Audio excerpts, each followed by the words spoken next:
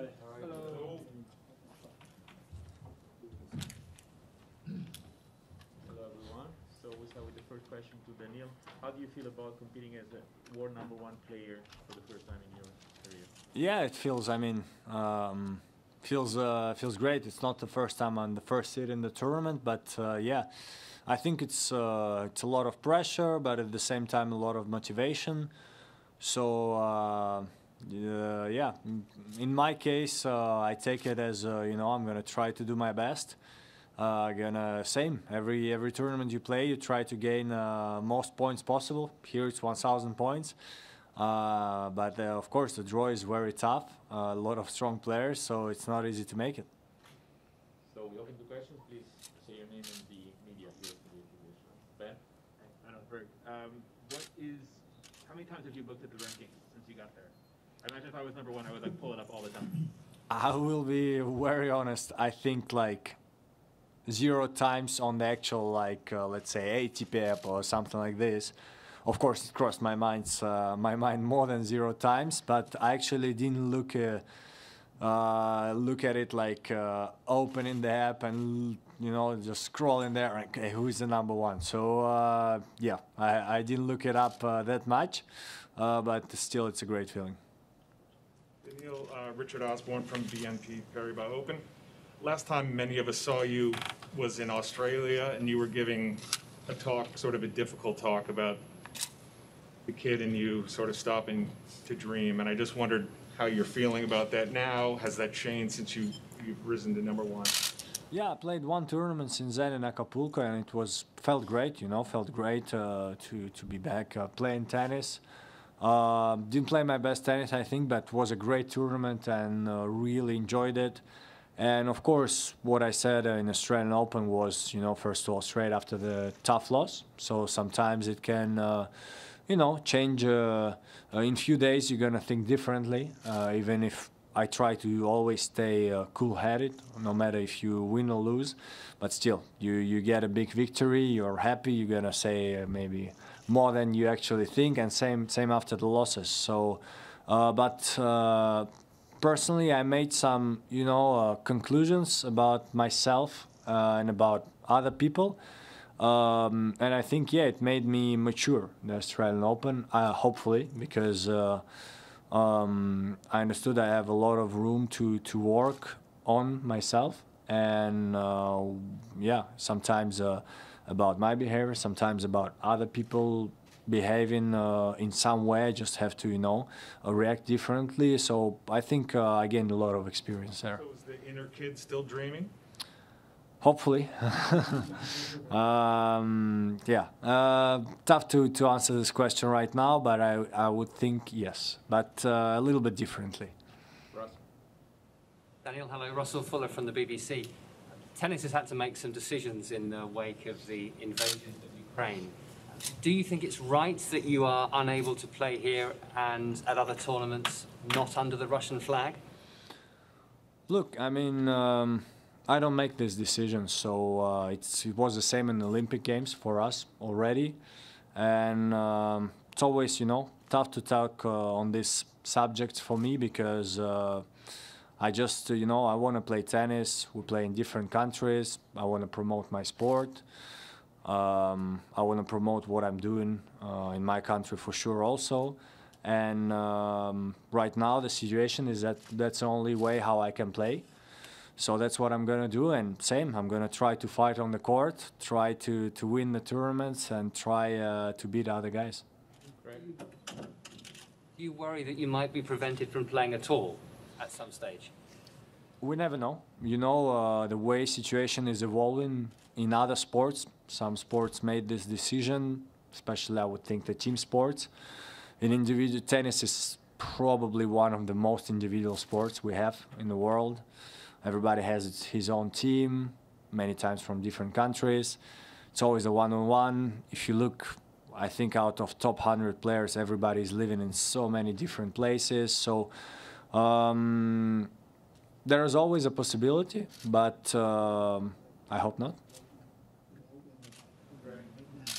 Daniil, sorry, Gabriel. The disappointment of Australia, then the euphoria of getting to #1. Firstly, how long did it take you to get over Australia? And as number one and the excitement of getting there for the first time, did you treat yourself with something as like a gift of what you've achieved? Tough to answer on both questions because I want to say I think after Australia, it's always like this for me. Even after tough losses, I try to think about something else quite fast. And at the same time, even playing in Acapulco, like for sure, consciously, the Australian Open was by far over. But I think unconsciously, it still was somewhere there, especially playing against Rafa. Something was not right in my energy in this match, and maybe it is, maybe not.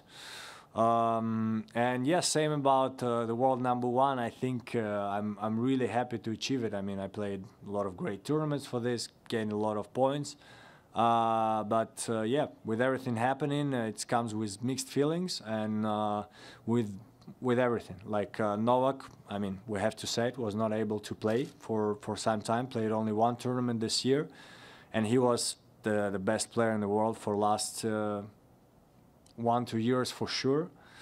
So I'm still happy I managed to do it. There are not so many players who did this in their careers, and that's what I dreamed of when I was young, climbing up the stairs steadily. But your question is really nice because a lot of mixed feelings, and I cannot really answer it directly. So yeah, just try to answer it. Hi, Daniil. Good to see you.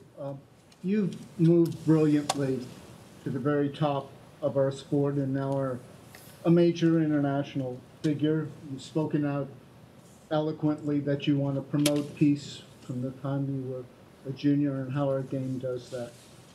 My two-part question is, what have you heard from your friends, your people in Russia?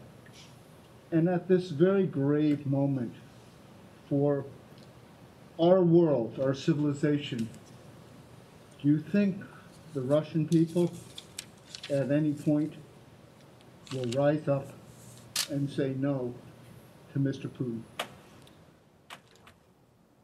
First of all, what was the first question? I'm sorry. What have you heard from your friends and people? Yeah. I mean, I think that's how politics is in general in the world, in good times, in bad times. If you ask every person around the world, in any country, you take 10 guys, there are going to be 10 different opinions. Maybe the general opinion is going to be the same, but if you go in details, it's going to be different. So it's same about my friends in Russia. They all have different opinions, and in these moments we have to we talk a lot about politics, but I try not to get too much into that because everybody has a different opinion, and I always try to. Sometimes on court I can be tough with this, but in life I try to respect everybody's opinion. And it's the same, Every country had in the history, if we take 10 to 2,000 years, every country had different moments, different paths, different routes. And so I will be able to answer this question in probably 20 years, or in 10 years, or maybe 5 years, maybe 2 years. Right now, I don't have an answer. And about the second part of my question. Yeah, that was the answer for the second part of the question. That I think in 20 years we're gonna know more, and still there are always secret books and whatever, but we're gonna know more about what happened and how it ended. Last two there. Rory Carroll with Reuters. Just wondering, do you have a message for the people of Ukraine who are suffering and dying at this invasion? My message is always the same. I want peace in all the world, all the countries. Actually, don't know how many there are in the world, but every country. That's what I think every tennis player is going to say the same. And I always was for it, and that's what. Also talking about Australia, I understood that my behavior on the court is sometimes too rude, and I felt like I need to change. I'm not sure I will be able to make it, but throughout my career, I was always fighting to change myself on the court. When I started as a junior, it was I was a disaster mentally, and it definitely didn't work well for my tennis. So I tried to work on myself, and again, the message is I want everybody to be safe. It was always the same, you know, if you look my interviews long ago, 1 year ago, 2 years ago, about different topics. I want to stay safe also, and I want everybody to be safe. Last one. I came from Smash Magazine. You talked about a kid dreaming being a big one day. So if you pick just one or two turning points in your career, which is leading you to number one, this position now, did that? There were a lot. You know, I can talk about this starting from really young, starting from juniors, maybe just coming on the ATP Tour. But I would think in terms of points, US Open could be the biggest one because that's actually where I beat Novak, so won my first Grand Slam, gained 2,000 points, and then managed to follow it up with some results. Paris final, Torino final, of course, want to win it, but lost in great matches, and that's where I also gained some points. So turning points, there will be a lot, but I would say US Open was a good step. Thank you. Thank you, guys. Yeah.